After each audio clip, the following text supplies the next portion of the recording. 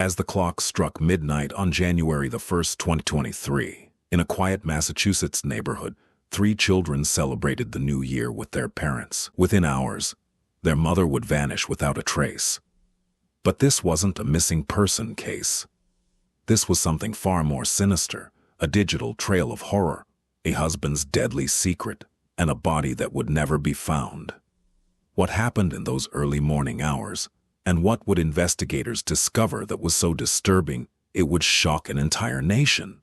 Before we dive into Anna's story, I want to ask you something. Cases like these, they matter. These victims matter. Anna Walshe was a real person, a mother, a daughter, a sister. If you believe stories like Anna's deserve to be told, if you want to help ensure these voices aren't forgotten, please take a moment to subscribe to Crimson Files, hit that like button, and share this video. Every subscription helps us continue investigating these cases. Every share helps Anna's story reach someone who needs to hear it. It takes just a second, but it means the world. Now let me tell you about the woman at the center of this tragedy. Her name was Anna Walshe. Born Anna Ljubičić in Serbia, she was the embodiment of the American dream, an immigrant who had built a successful life through determination and hard work. At 39 years old, Anna had climbed the corporate ladder to become a regional general manager at Tishman Speyer, one of the most prestigious real estate companies in the country. But her greatest achievement wasn't her career. It was her 3 young sons, ages 2, 4, and 6, in early 2023. Anna lived a life split between 2 worlds. During the week, she worked in Washington, D.C., managing high-profile real estate projects. On weekends, she returned to the family home in Cohasset, Massachusetts, desperate to spend every possible moment with her children. Friends described her as exhausted from the constant travel. The strain of being away from her boys was taking its toll. Those closest to Anna noticed something else too. Stress about her marriage. Cracks were beginning to show in what appeared to be a perfect family.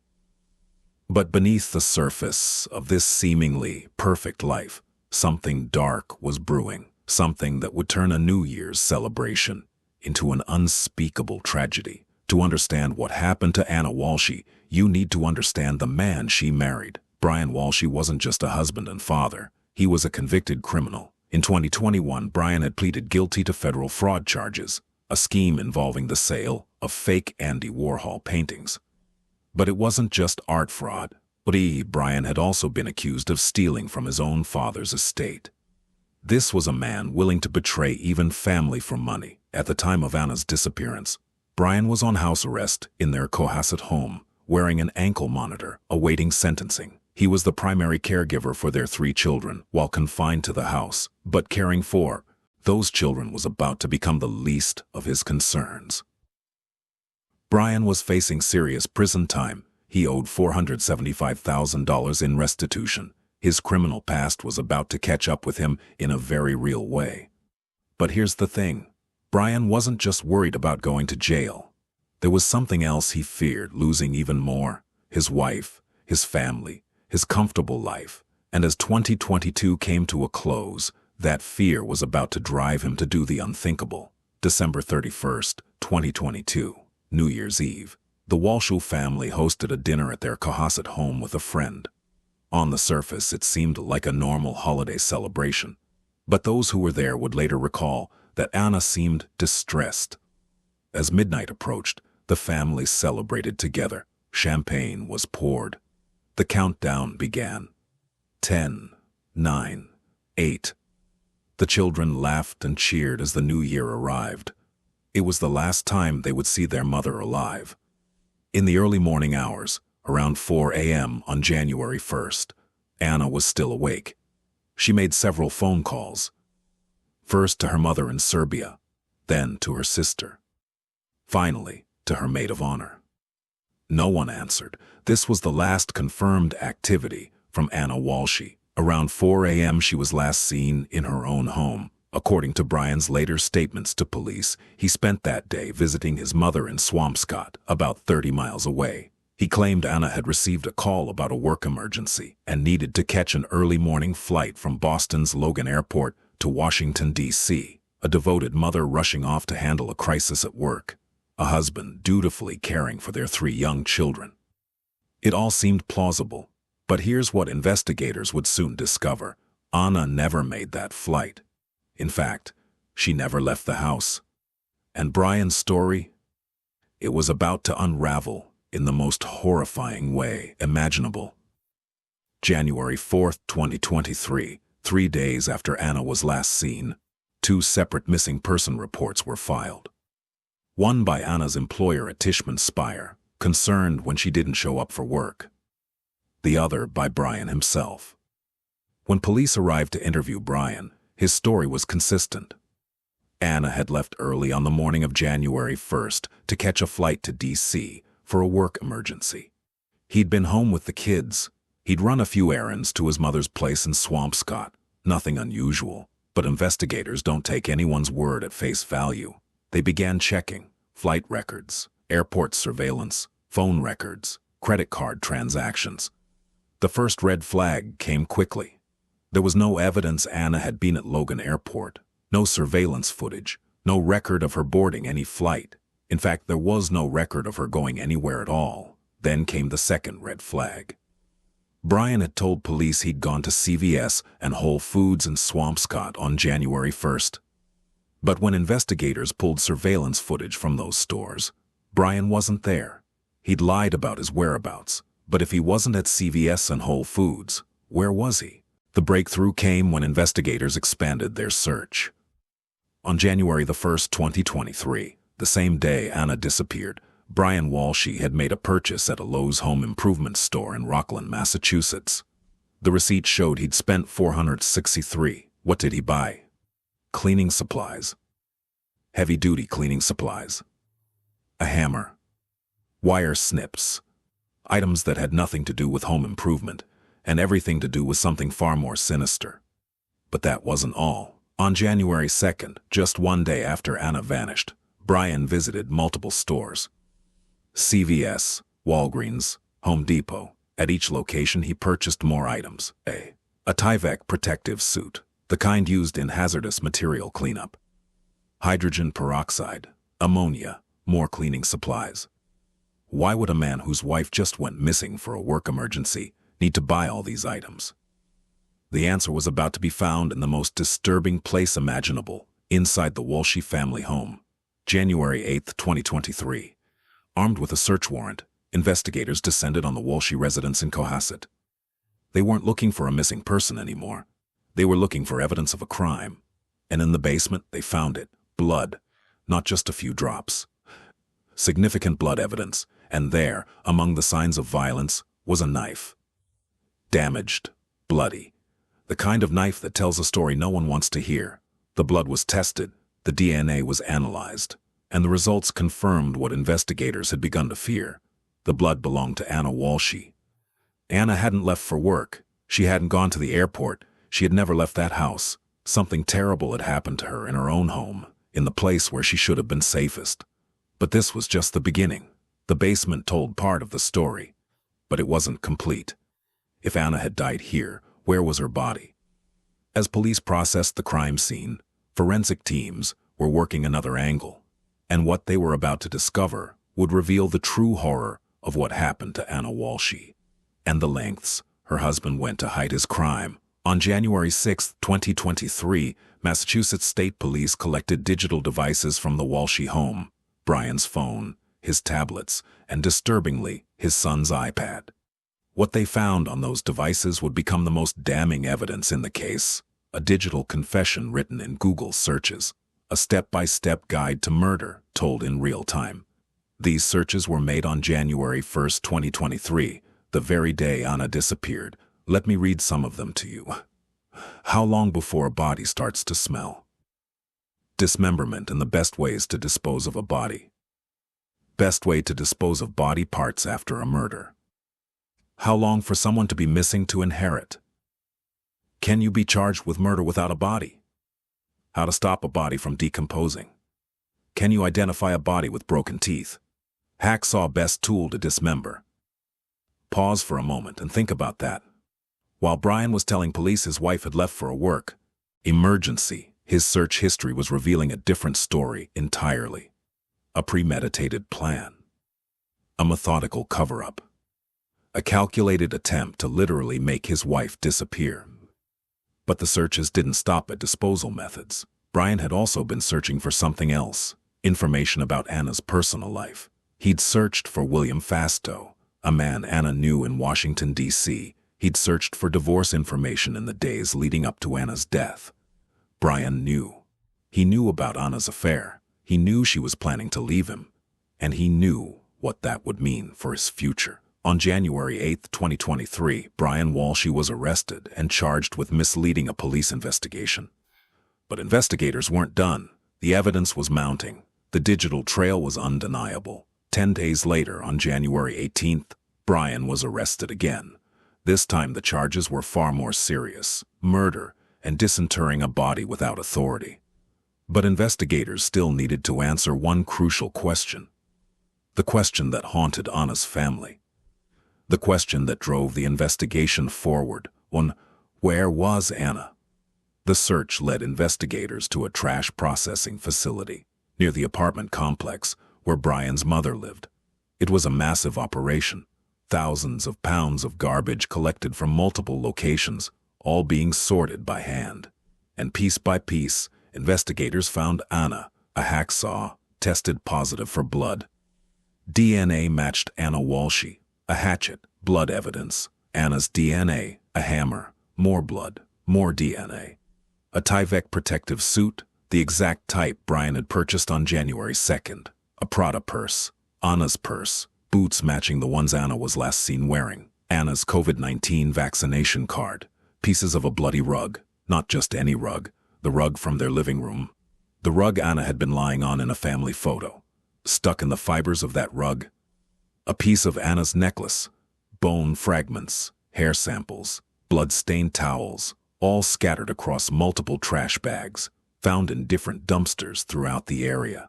Surveillance footage told the rest of the story. Cameras captured Brian Walshe making his rounds, first to stores, purchasing the tools and supplies, then to various locations, disposing of trash bags, heavy trash bags, bags that he carefully distributed across multiple dumpsters to avoid detection. Anna Walshe's body had been dismembered and scattered across multiple locations. Her husband, the father of her children, had methodically cut her into pieces and thrown her away like garbage. The physical evidence matched the digital trail perfectly. The Google searches, the store purchases, the disposal locations. Every piece fit together like a macabre puzzle. But there was still one question that needed answering, a question that would provide the motive for this unspeakable crime. Why? Why would a husband and father do this to the mother of his children? While Anna was building her career in Washington, D.C., she had also been building something else, a relationship with a man named William Fastow, a real estate professional she'd met through work. What started as a professional connection had evolved into something more, an affair. And over the months leading up to her death, that relationship had become serious. In November 2022, just weeks before she died, Anna and William had spent Thanksgiving together. Not in Massachusetts with her family. In Dublin, Ireland, just the two of them. Anna's friend, Alyssa Kirby, would later testify about the state of Anna's marriage. She described Anna as exhausted, stressed, torn between her responsibilities as a mother and her life in D.C. Brian, she said, constantly questioned whether Anna loved him. The marriage was in crisis, and Brian knew about the affair. His search history proved it. He'd looked up William Fastow by name. He'd researched divorce. He knew Anna was planning to leave him. But this wasn't just about a broken heart. This was about Brian's entire future unraveling. Think about his situation. He was already convicted of fraud, facing prison time and owing nearly $500,000 in restitution. His wife was successful, had her own money, her own career, her own life in another city. If they divorced, he'd lose everything. But there was something else, something even more calculating. Anna had taken out a life insurance policy, $2.7 million, and Brian was listed as the sole beneficiary. The prosecution would argue two motives. First, rage over Anna's affair. the fear of losing his wife and children to a new life she was building in Washington. Second, financial desperation, the belief that Anna's death would solve his money problems and possibly help him avoid prison by making him a single father responsible for 3 young children. On New Year's Day 2023, Anna Walshe wasn't just a wife who'd had an affair. She was an obstacle, a threat to Brian's freedom, his finances, and his future. And for Brian Walshe, that threat had to be eliminated. Nearly 3 years later, in November 2025, Brian Walshe's trial finally began at Norfolk Superior Court in Dedham, Massachusetts. Judge Diane Frenier presided over what had become one of the most closely watched murder trials in recent history. But before jury selection even started, there was a shocking development. On November 18, 2025, Brian Walshe changed his plea. He pleaded guilty to 2 charges: misleading a police investigation and improper conveyance of a human body. In open court, Brian admitted that he had lied to investigators. He admitted that he had dismembered Anna's body and disposed of her remains. But he maintained his innocence on the murder charge itself. He claimed he didn't kill her. So what was his defense? What explanation could possibly account for the evidence? During opening statements, Brian's defense attorney, Larry Tipton, presented his client's version of events. According to Brian, he woke up on New Year's Day and entered the bedroom to find Anna dead. Just dead. No explanation. No warning. When he entered the bedroom, he sensed something was wrong, Tipton told the jury. When Brian tried to wake her, Anna's body fell to the floor. Then, according to the defense, Brian panicked. He didn't know what to do. He didn't understand what was happening, and in his panic, he made the Google searches about disposing of a body.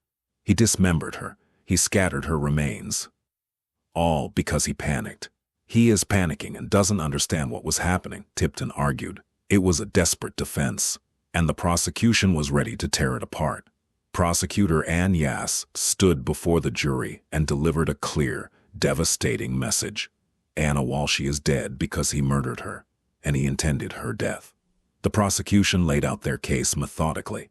The timeline of store purchases, the Google searches made before Anna was even dead, the evidence of premeditation, the financial motive, the affair he discovered. The defendant did not want anyone to find Anna's body and to know how she died, Yass told the jury.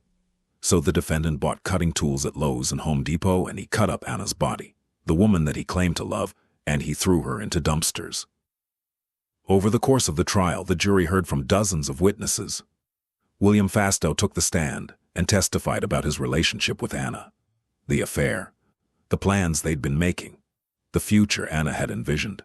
Alyssa Kirby described the stress Anna was under, the deteriorating marriage, Brian's constant questioning of Anna's love. Forensic scientists presented the DNA evidence: blood on the hacksaw, blood on the rug, blood in the basement, all Anna's. Digital forensics experts walked through every search, every purchase, every damning piece of electronic evidence, and through it all, Brian Walshe remained silent. He never took the stand. He never told his story in his own words. After both sides rested, the jury received their instructions. They could convict on first-degree murder, which requires proof of premeditation. Or they could convict on second-degree murder. Or they could acquit. For nearly 6 hours over 2 days, the jury deliberated. During that time, they asked only one question. They wanted to see a specific piece of evidence again. A photograph. A photo of Anna Walshe lying on a rug in their living room. That same rug that was later found in a dumpster, soaked in her blood, with her necklace tangled in its fibers. What were they considering? Were they trying to determine where Anna died? How she died, only the jurors know for certain, but on December 15, 2025, they reached their verdict. Guilty. First-degree murder. Brian Walshe stood stoic as the verdict was read. No emotion, no reaction, just silence. The jury had found that Brian Walshe had premeditatedly murdered his wife, that this wasn't a panic, wasn't an accident, wasn't a sudden, unexplained death. This was murder, cold, calculated, methodical. 3 days later, on December 18, 2025, Brian Walshe returned to court for sentencing. Before the judge imposed sentence, Anna's sister, Alexandra Dmitrievich, stood at the witness stand to deliver a victim impact statement on behalf of her family.